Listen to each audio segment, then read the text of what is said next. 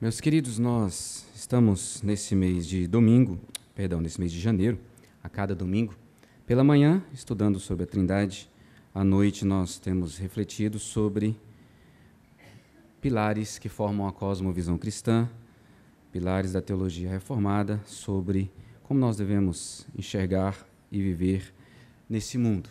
E antes de nós começarmos nossa reflexão na palavra nessa noite, eu quero convidar você para um tempo de oração silenciosa, por você e por mim.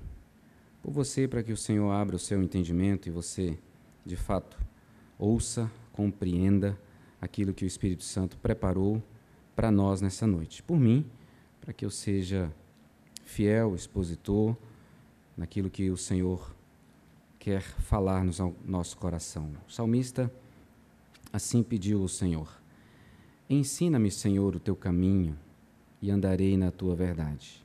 Dispõe-me o coração para só temer o teu nome. É o Salmo 86, o verso 11. Ele pede para que o Senhor ensine, mas ele pede também para que o Senhor disponha o seu coração para andar na presença do Senhor. Então, quero te convidar para fazer essa oração por você e por mim nessa hora. Deus, Pai, Filho, Espírito Santo, somente por Tua graça e misericórdia estamos aqui nessa noite e é confiados naquilo que o Senhor preparou para nós e na ação graciosa do Teu Espírito Santo em nós, que pedimos, fala conosco, aquilo que precisamos ouvir, discernir, aprender, viver. Só o Senhor pode dispor o nosso coração, inclinar o nosso coração às Tuas verdades e a viver somente para os Teus propósitos. Então, que nessa noite seja tempo propício para o agir do Teu Espírito Santo em cada coração e também naqueles que ouvirão essa mensagem gravada, para que o Teu nome receba honra, glória, porque só a Ti são devidas. É assim que nós Te pedimos, Pai, orando em nome do nosso Senhor e Salvador Jesus Cristo. Amém. Jesus gritou tão alto que o universo inteiro ouviu: está consumado. João 19:30. Essa foi a declaração de que a redenção estava concluída. Sim, a morte de Jesus na cruz cumpriu a exigência de Deus, a ira de Deus foi satisfeita e os pecados dos que creem foram perdoados. O sacrifício de Jesus na cruz pagou pelo resgate dos que estavam mortos em seus delitos e pecados. Mas a revelação final ainda virá. A redenção prepara para aquilo que ainda nós vamos receber. A esperança de irmãos nossos no passado também é a nossa. 1 Pedro, capítulo 3, verso 13, nós lemos: nós, porém, segundo a sua promessa, esperamos novos céus e nova terra, nos quais habita a justiça.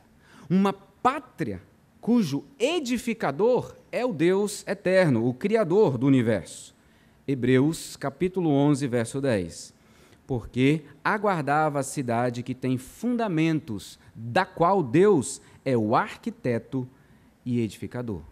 Sim, está preparada para os que creem uma pátria, uma cidade superior, celestial, preparada por Deus, não por homens. Hebreus 11, 16. Mas agora, aspiram a uma pátria superior, isto é, celestial. Por isso, Deus não se envergonha deles, de ser chamado o seu Deus, porquanto lhes preparou uma cidade. Queridos, um lugar preparado conforme o anúncio de Jesus quando se despedia dos seus discípulos. Capítulo 14 de João, versos 1 e 2, pouco antes da sua morte na cruz, ele disse: não se turbe o vosso coração. Credes em Deus, crede também em mim. Na casa de meu pai há muitas moradas. Se assim não fora, eu vou-lo teria dito, pois vou preparar-vos lugar. É isso que ansiamos, essa pátria celestial. E o que isso tem a ver com o nosso tema? Nosso tema de hoje é consumação. Já vimos sobre vimos primeiro sobre a criação, queda, redenção e hoje consumação. E por que nós estamos refletindo sobre esses temas? Porque estamos estudando sobre essas verdades bíblicas. Porque elas devem definir como nós interpretamos o mundo e como vivemos a história que Deus preparou para nós nesse mundo. Ou seja, qual a nossa visão da vida que Deus nos concede, que eu e você estamos vivendo no dia chamado hoje. Cosmovisão diz respeito ao que está no mais profundo do nosso coração. Como que eu interpreto a vida? Isso define como eu vivo a vida, olhando para o futuro. O plano de Deus é que a nossa maneira de enxergar o mundo seja definida pela palavra dele. Aquilo que ele revelou para nós, a sua vontade revelada nas Escrituras. Então, conhecer a visão do mundo correta, quem Deus é, o que Deus está fazendo, quem nós somos, por que existimos, como devemos viver, o que nos espera no futuro, é conhecer a vontade de Deus. E nós entendemos que a cosmovisão cristã está fundamentada em 4 pilares: a criação, a queda, a redenção e a consumação. Se você quer ouvir as mensagens anteriores, já estão disponíveis no nosso canal no YouTube e também no nosso aplicativo, você pode baixar e você tem acesso a isso. Tudo isso fundamentado na Bíblia Sagrada. A história de Deus e sua ação graciosa para reunir o seu povo escolhido.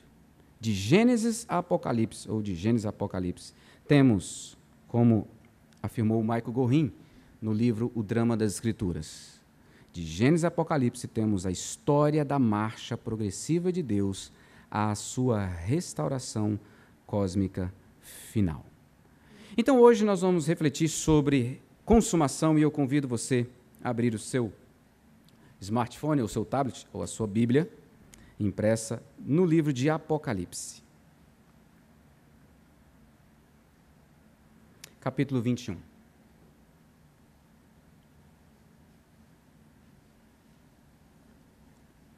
Enquanto você abre e permanece com a sua Bíblia aberta, uma breve recapitulação.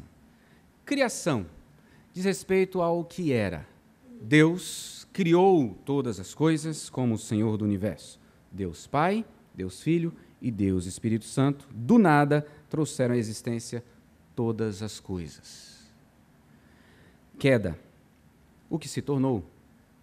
O ser humano criado para viver em perfeita obediência e intimidade com Deus, desobedece, quer ser autônomo e viver independente da relação com o seu Criador. Por isso o pecado entra no mundo, o coração do homem agora é pecaminoso e ele vive a partir do seu coração distante de Deus. Isso afeta todas as esferas do universo. O ser humano, em vez de ser amoroso, generoso, atencioso, misericordioso como Deus é, se torna alguém avarento, egoísta, sem amor, rancoroso, odioso. Redenção. O que Deus fez? Jesus é o Deus encarnado que vem a esse mundo como solução para o problema do meu, do seu coração. Um redentor, mediador, que é 100% homem e 100% Deus, como vimos hoje pela manhã, que viveu sem pecar e pagou pelo meu e o seu, a minha e a sua dívida. Mas isso ainda não é o fim. Já vivemos essa vida eterna conquistada por Cristo, aguardando a consumação. O que virá? É o completar da redenção. Haverá uma restauração de todas as coisas. O homem será renovado de forma plena. E nós voltaremos a desfrutar daquilo que Deus disse lá no início de Gênesis. Muito bom. Então, esse é o caminho que nós chegamos. Trata-se a consumação de estar com Jesus como ele mesmo anunciou. João 14,3: Quando eu for e vos preparar lugar, voltarei e vos receberei para mim mesmo, para que onde eu estou, estejais vós também. É impossível, queridos, nós descansarmos no cuidado do nosso Criador sem o conhecimento do que Ele está fazendo. Romanos 15, verso 4, diz: Pois tudo quanto outrora foi escrito para o nosso ensino foi escrito, a fim de que, pela paciência e pela consolação das Escrituras, tenhamos esperança.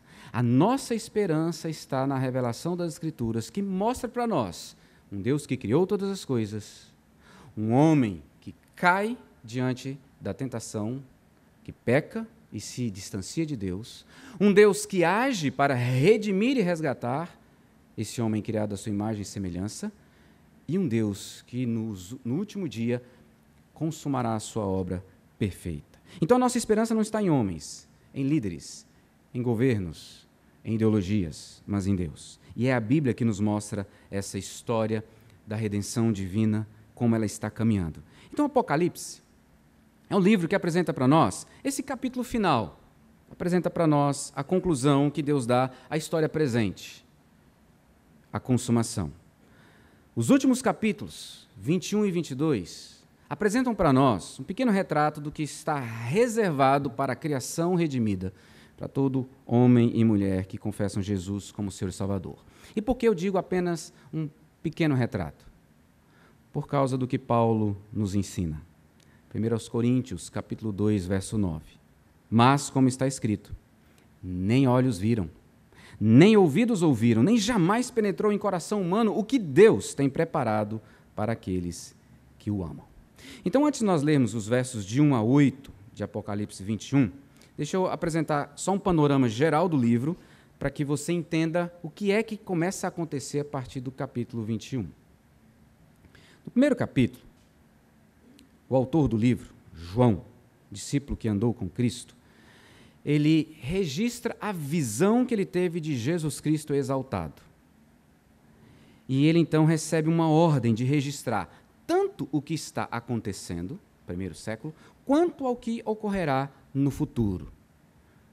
É o capítulo 1, verso 19. Diz assim: Escreve, pois, as coisas que vistes, e as que são, e as que hão de acontecer depois destas.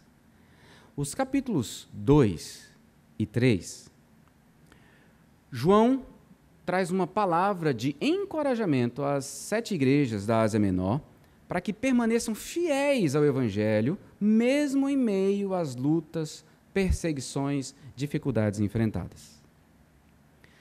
Capítulo 4, João agora tem uma visão da sala do trono no céu, onde Deus governa com toda a sua glória, todo o seu esplendor, como Criador soberano do universo. E naquele momento, João vê a totalidade do povo escolhido de Deus, dobrado, de joelhos, em adoração. Muda. E no capítulo 5, João agora vê um livro que precisa ser aberto. O livro possui o curso da história e, se não for aberto, a humanidade estará presa a um ciclo de existência sem sentido, vivendo debaixo da maldade, sofrimento, dor e morte. O livro precisa ser aberto para que a história continue, mas não tem ninguém capaz de abrir o livro. João então chora, e chora muito. Um ancião diz para ele: pare de chorar, pois um leão poderoso venceu os inimigos e pode abrir o livro. João então olha para ver o leão, e quando ele olha, ele não vê um leão, ele vê um cordeiro manchado de sangue, como que morto. Queridos, o cordeiro manchado de sangue é que conquista a vitória para a salvação, não é um leão poderoso. mostrando que o sacrifício de Jesus na cruz foi perfeito. A partir de então, capítulo 6, o livro de Apocalipse mostrará Jesus, esse cordeiro que venceu, abrindo os selos e conduzindo a história até o seu propósito final, a consumação de todas as coisas, a instauração plena do reino de Deus. Deus, por meio do seu Filho amado, está movendo a história para o cumprimento desse propósito, que os capítulos 21 e 22 apresentam para nós. Então, finalmente, capítulo 21. Vi novo céu e nova terra, pois o primeiro céu e a primeira terra passaram, e o mar já não existe.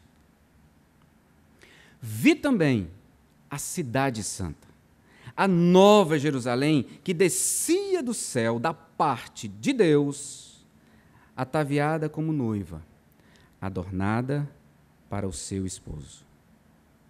Então ouvi grande voz, vinda do trono, dizendo: Eis o tabernáculo de Deus com os homens. Deus habitará com eles.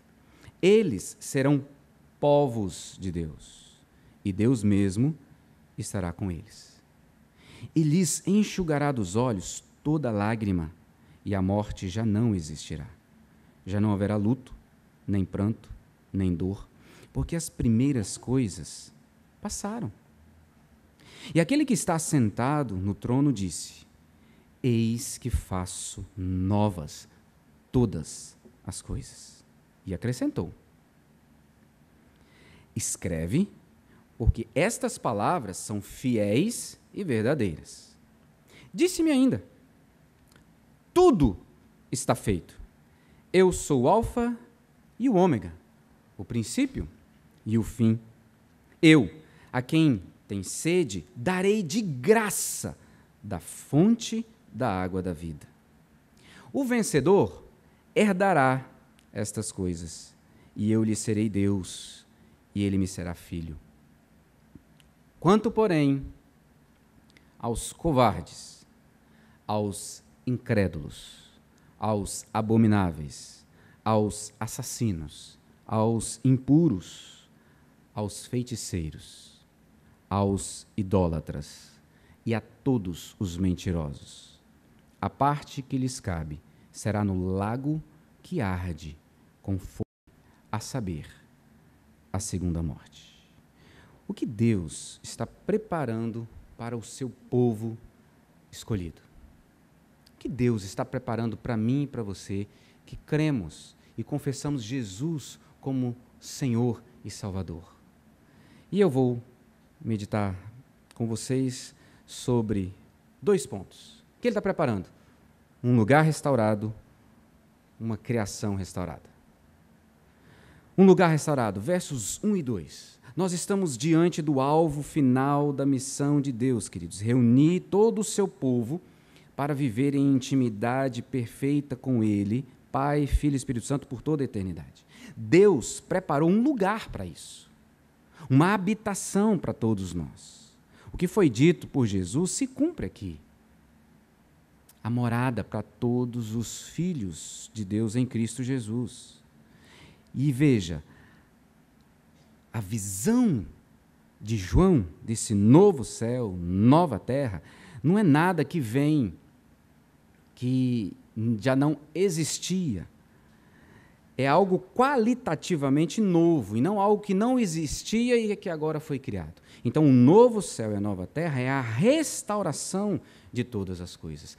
Trata-se da ordem renovada de Deus, para que o seu povo possa habitar com Ele. Vamos lembrar que céu é o local da habitação de Deus por causa do pecado do ser humano.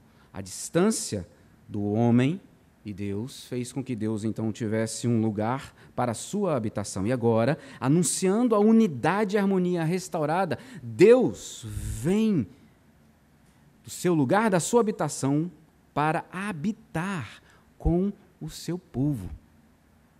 Eu sei que é difícil a gente pensar sobre isso, mas tente. O próprio Deus, Criador do universo, vem habitar conosco, com a sua humanidade redimida, com todo o povo que ele resgatou. O relacionamento de Deus com esse povo, liberto da presença do pecado, agora, como foi lá no Éden, acontecerá Deus andando com esse povo.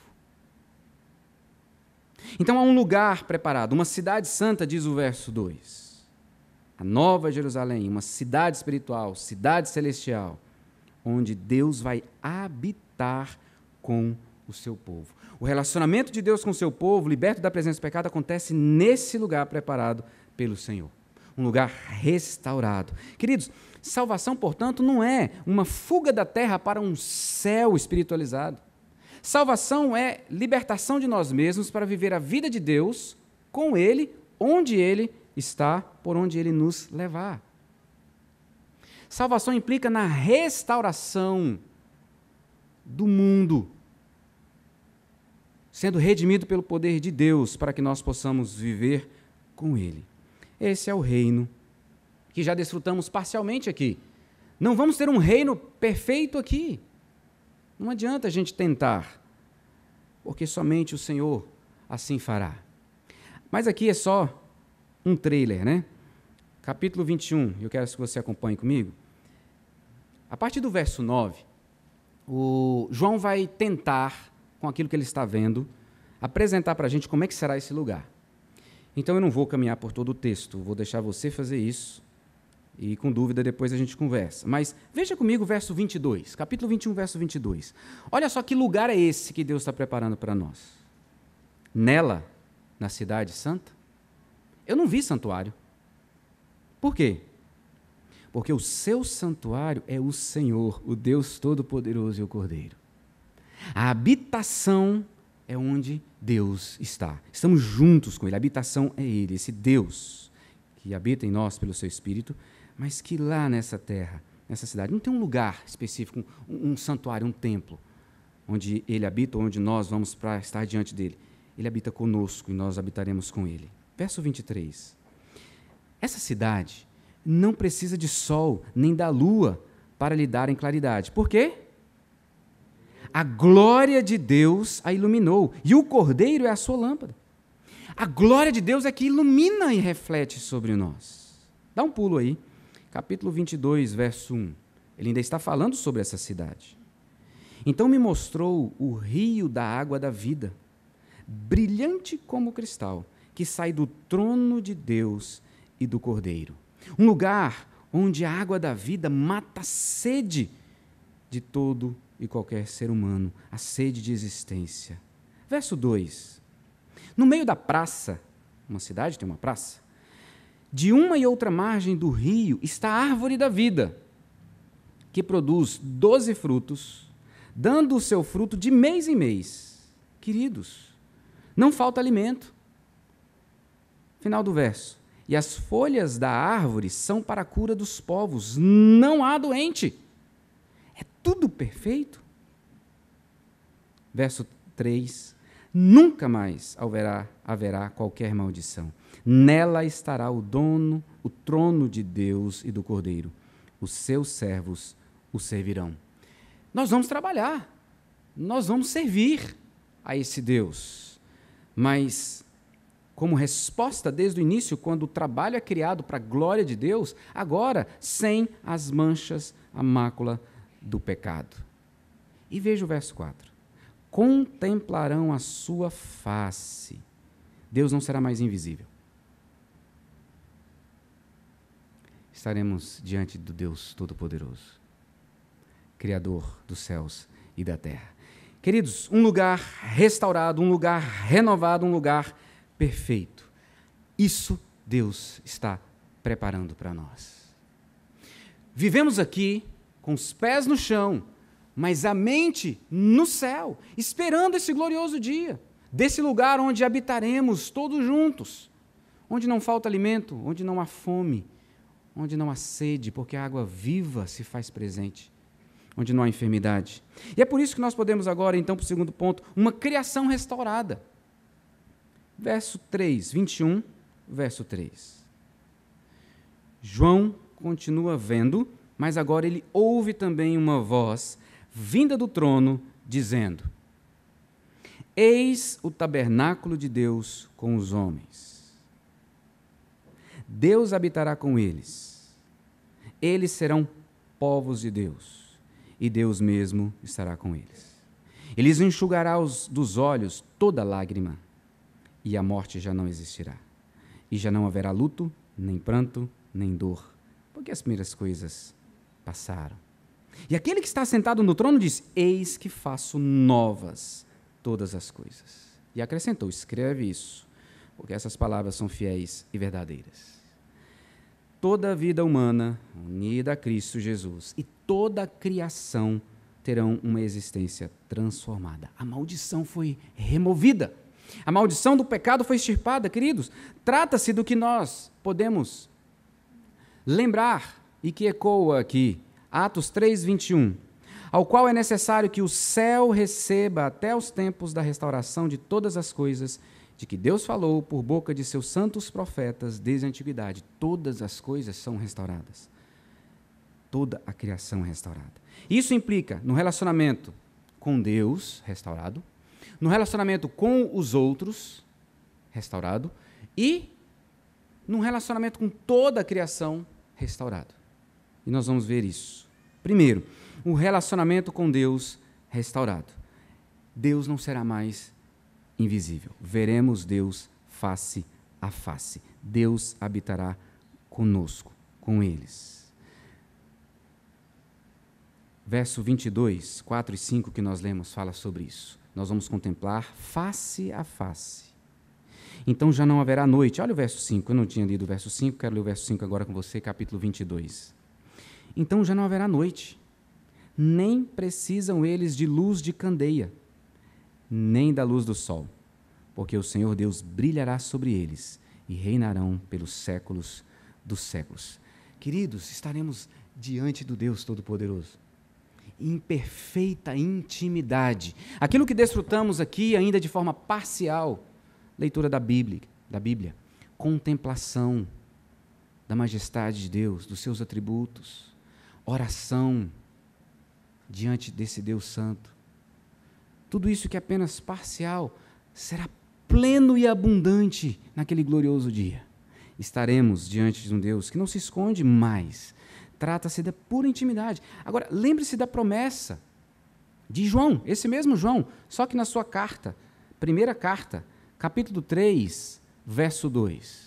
1 João 3, 2, olha o que ele diz. Amados, agora somos filhos de Deus. E ainda não se manifestou o que haveremos de ser. Sabemos que quando ele se manifestar, ele está falando dos últimos dias, da consumação, seremos semelhantes a ele, porque haveremos de vê-lo como ele é. Isso é maravilhoso. Nós precisamos que essas verdades tomem o nosso coração para que nós vivamos nessa esperança do futuro. E não colocando as nossas esperanças, depositando a nossa confiança no que vivemos hoje. Teremos um relacionamento com Deus completamente perfeito. Isso é maravilhoso. O relacionamento uns com os outros também será restaurado.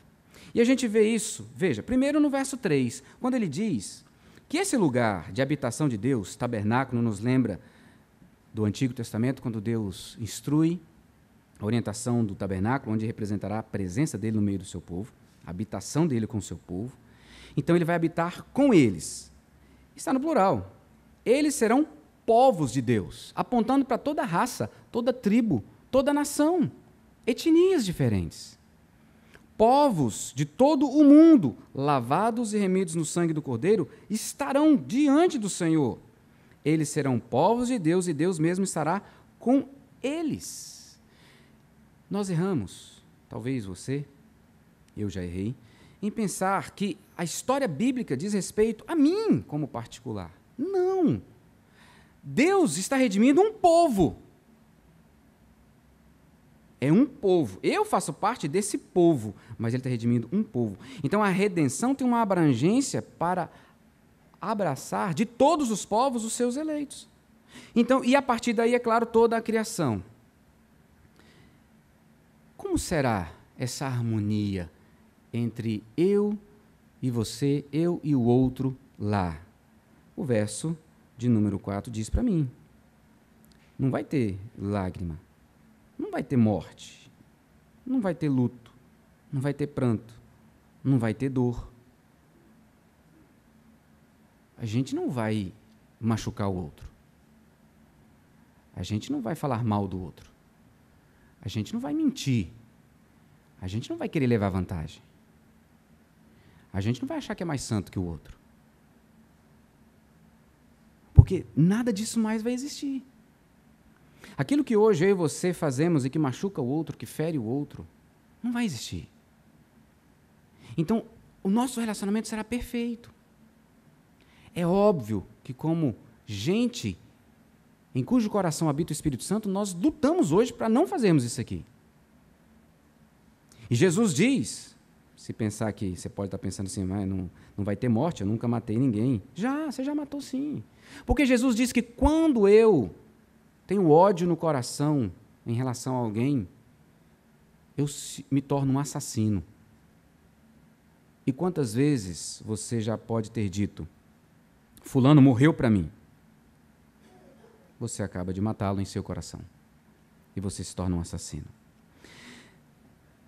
Versos 24 a 26 do capítulo 21 apresenta para a gente essa cidade sob um outro aspecto, quanto à sua cultura, quanto àquilo que existe nessa cidade. Olha só, as nações, gente diferente, nacionalidades diferentes, andarão mediante a sua luz, e os reis da terra lhe trazem a sua glória. Tem líderes. As suas portas nunca mais se fecharão de dia, porque nela não haverá noite, e lhe trarão a glória e a honra das nações. Verso 27. Nela nunca jamais penetrará coisa alguma contaminada, porque isso já acabou. Nem o que pratica abominação e mentira, mas somente os inscritos no livro da vida do Cordeiro. Só os salvos em Cristo Jesus. Queridos, a humanidade continuará trabalhando, se desenvolvendo, mas agora liberta do fardo do pecado. É assim que João viu. Verso 4, voltando para esses relacionamentos perfeitos, só alegria. Uma alegria que o próprio Senhor, em Isaías 65, 19, declarou. E exultarei por causa de Jerusalém, e me alegrarei no meu povo, e nunca mais se ouvirá nela nem voz de choro, nem clamor. É isso que está preparado para nós. Glória a Deus. Não há morte, só vida abundante, plena. Não há dor, não há mais maldade. Aí você pode olhar comigo no verso 8 do capítulo 21, para nós fazermos um contraste. Quando o verso 4 diz que não há lágrima, morte, luto, pranto, nem dor, olha o que diz o verso 8. O verso 8 diz que covardes, incrédulos, abomináveis, assassinos, impuros, feiticeiros, idólatras e mentirosos não terão espaço nessa cidade.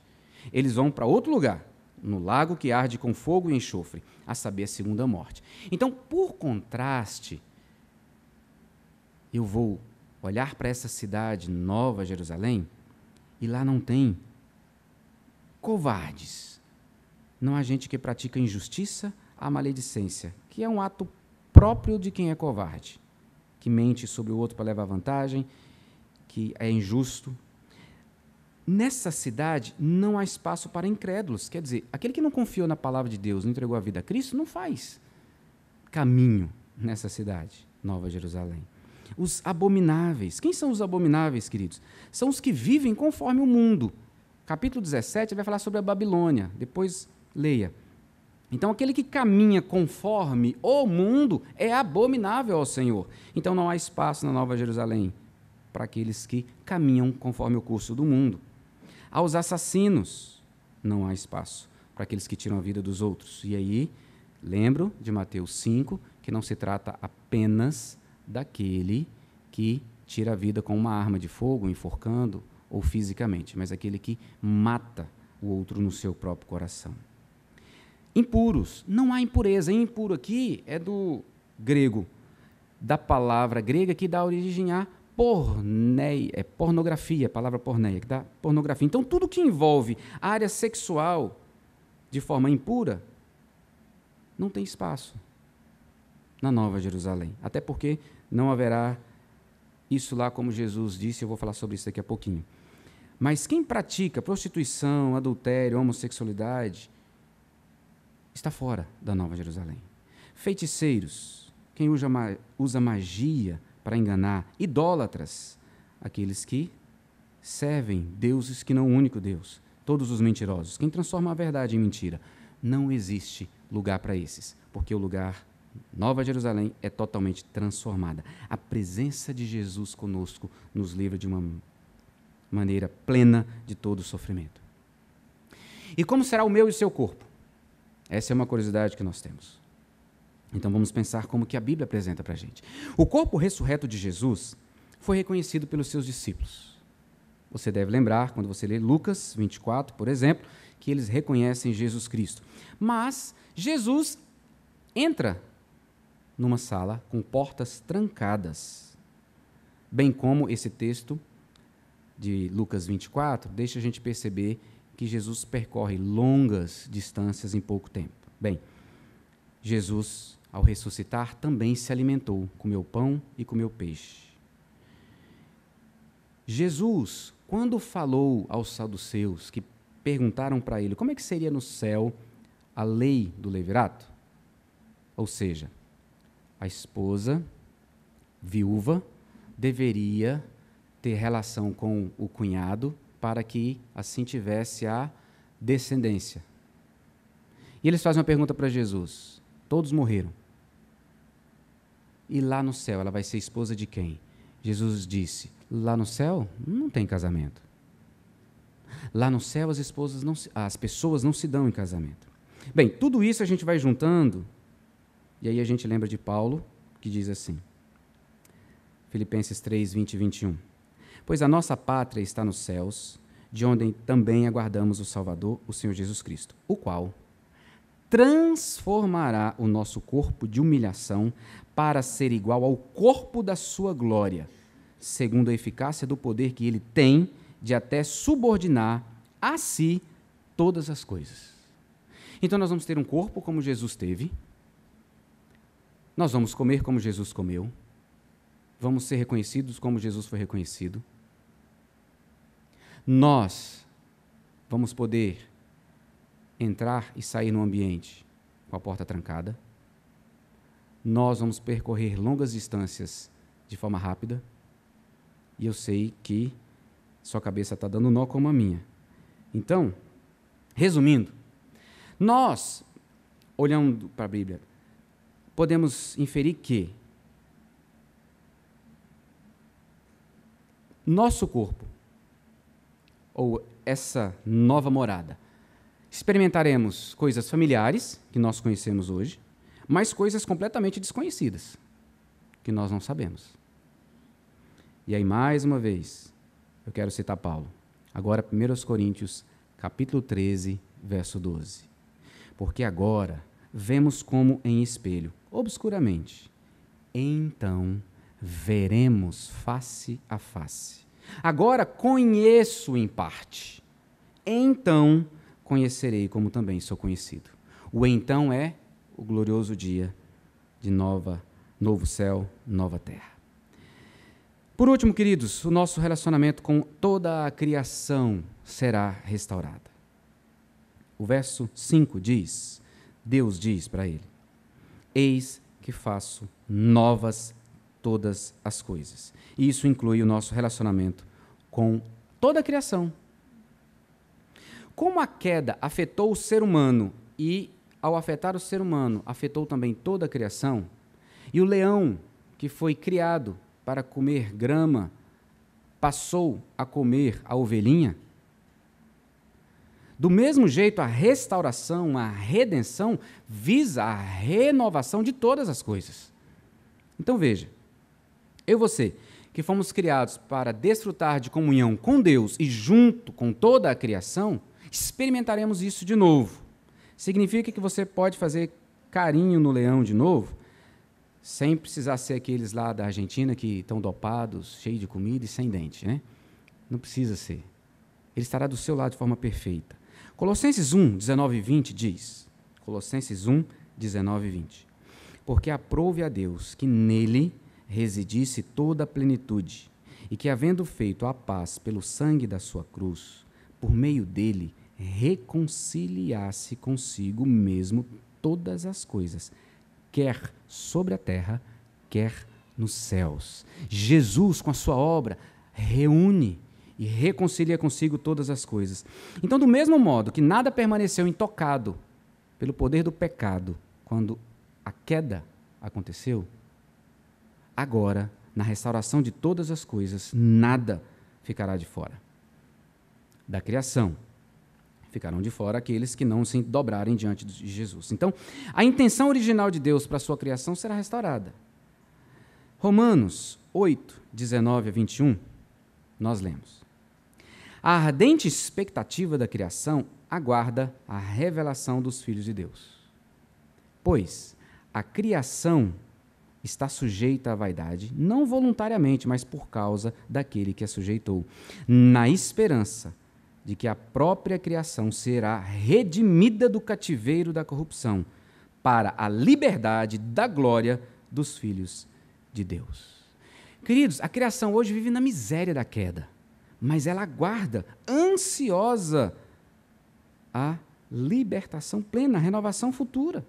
Então, lobo e cordeiro andarão juntos? Leão e boi andarão juntos? Olha o que Deus falou com o profeta Isaías, capítulo 65, verso 25. O lobo e o cordeiro pastarão juntos, e o leão comerá palha com o boi. Pó será a comida da serpente. Não se fará mal nem dano algum em todo o meu santo monte, diz o Senhor. Tudo será novo, redimido, restaurado por causa da consumação. Uma criação totalmente restaurada, restaurando a relação com Deus, com os outros, com tudo aquilo que Deus criou.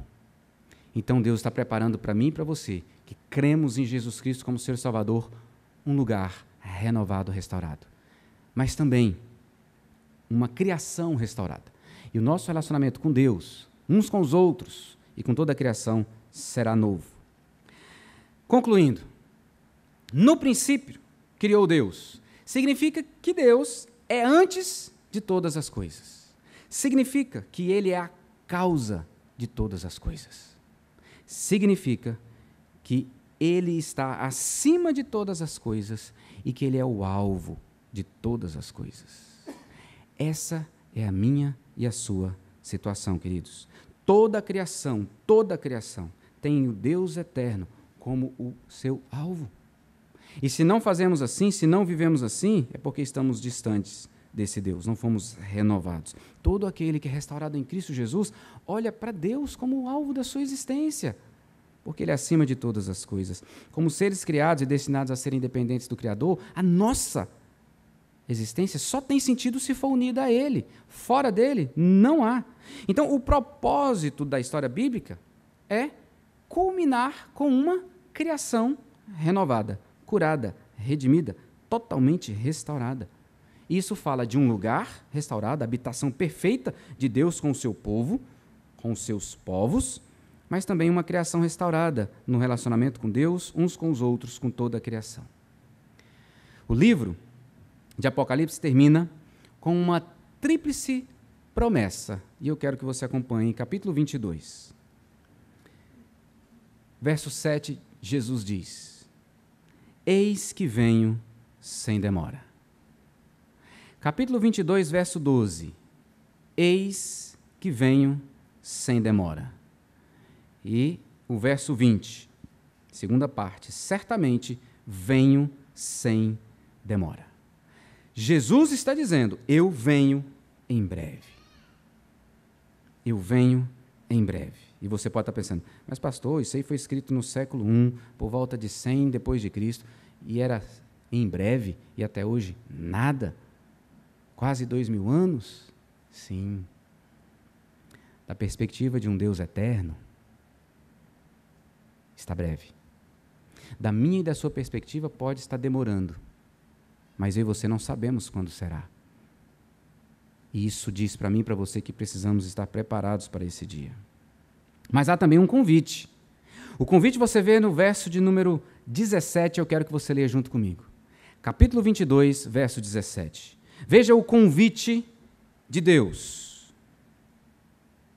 Através de duas pessoas, do Espírito e da noiva. Vamos ler juntos? Capítulo 22, verso 17 diz: o Espírito e a noiva dizem: vem. Aquele que ouve, diga: vem.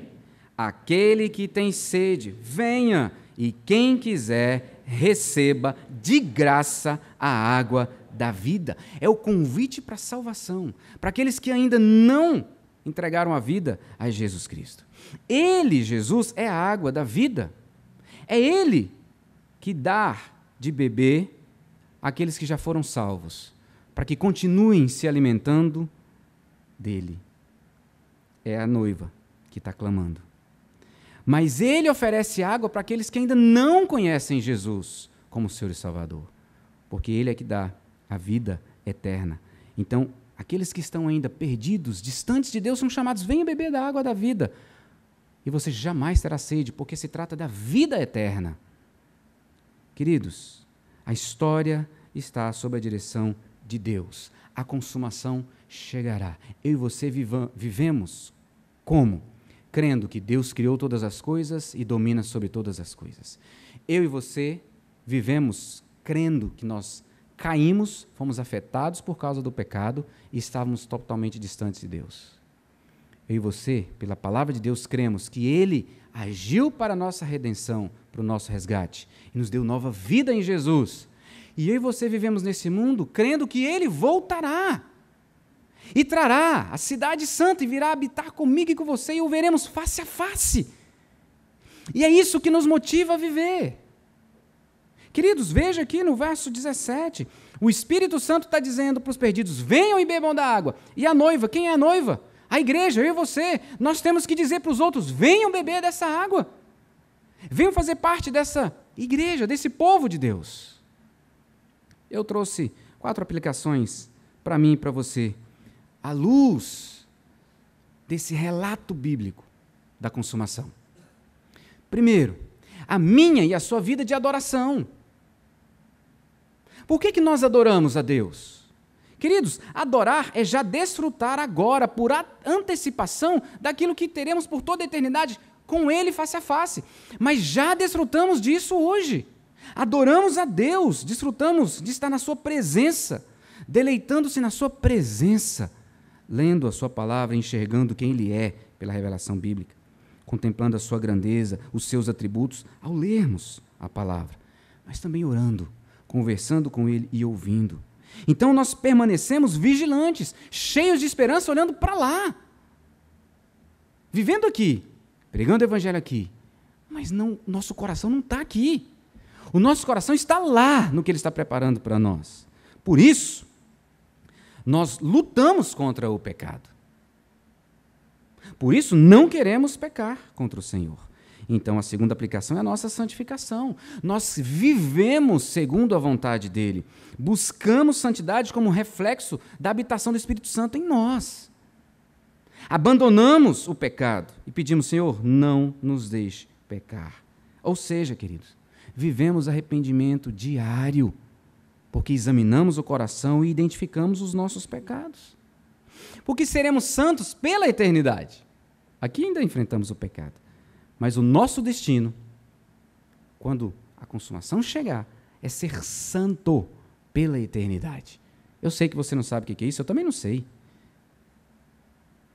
Davi diz que nós nascemos em pecado. Desde quando você se entende por gente, você é pecador. Você se identifica pecador, mas você já é pecador desde antes mesmo. Terceira aplicação: não há como ficarmos calados.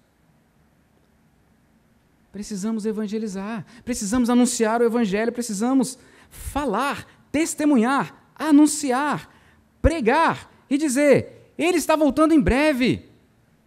Venha beber, a água é de graça. Você só precisa se entregar. Não tem mérito em você, não tem obra para você realizar. Então nós saímos pelo mundo convidando a outros a beberem dessa água que nós bebemos, entregando a sua vida ao Cordeiro, Jesus, que venceu na cruz, para também adorar conosco. E a quarta aplicação é que nós vivemos cheios de esperança. Mesmo em meio às lutas e às dificuldades, queridos, que enfrentamos, mesmo diante de cenários como de Fortaleza, do Ceará, agora de Minas Gerais, diante de todas essas coisas, do caos que vemos no nosso país, nós vivemos com esperança. Agora, pois, permanecem a fé, a esperança e o amor.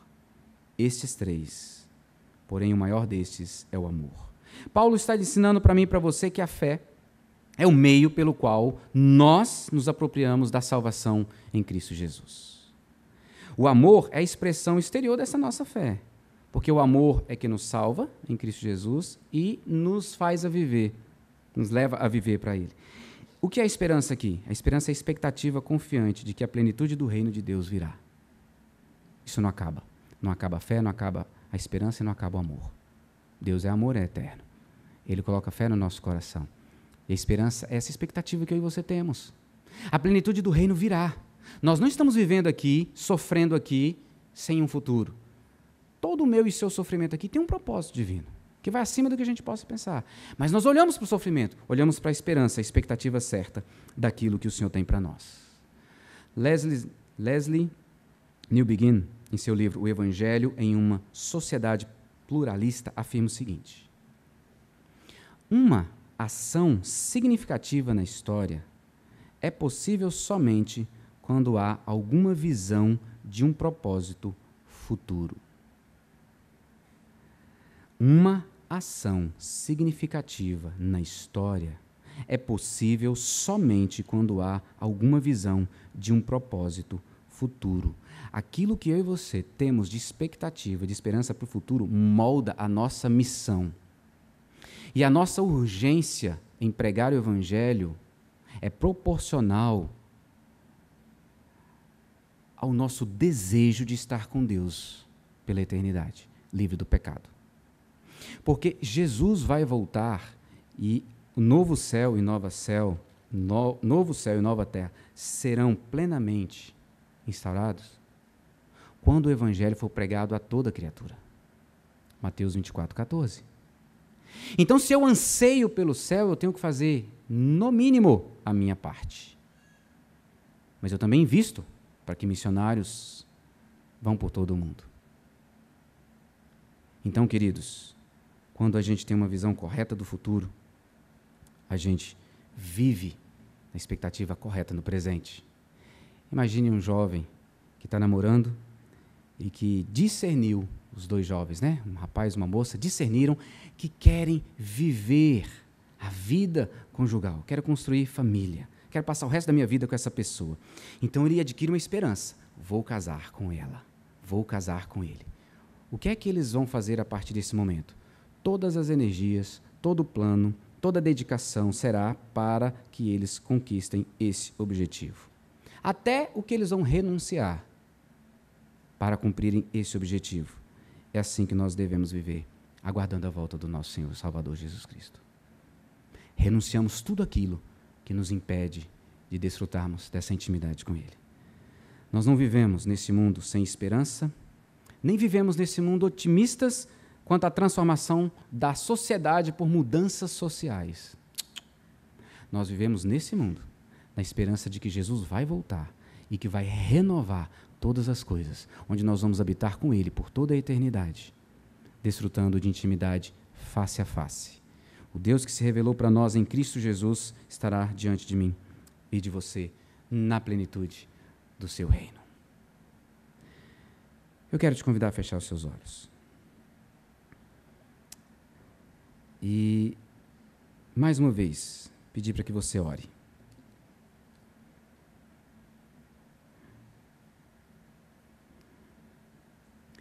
Diante dessa verdade, qual a sua resposta ao Senhor?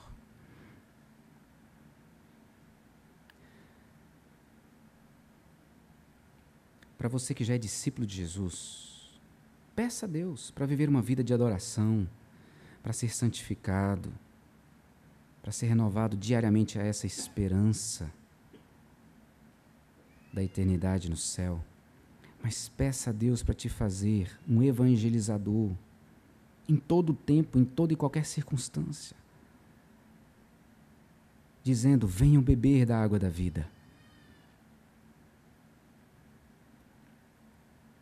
Mas você que ainda não entregou a vida a Cristo, você que ainda tem sede de vida, o convite é para você. A água é de graça.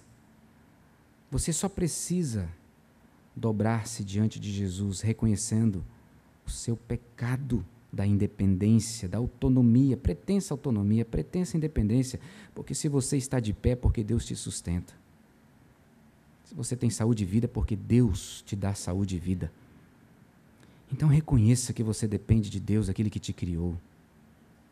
Entregue a sua vida a Ele e diga: por favor, Jesus, me dê dessa água, pois eu quero fazer parte desse povo que habitará por toda a eternidade.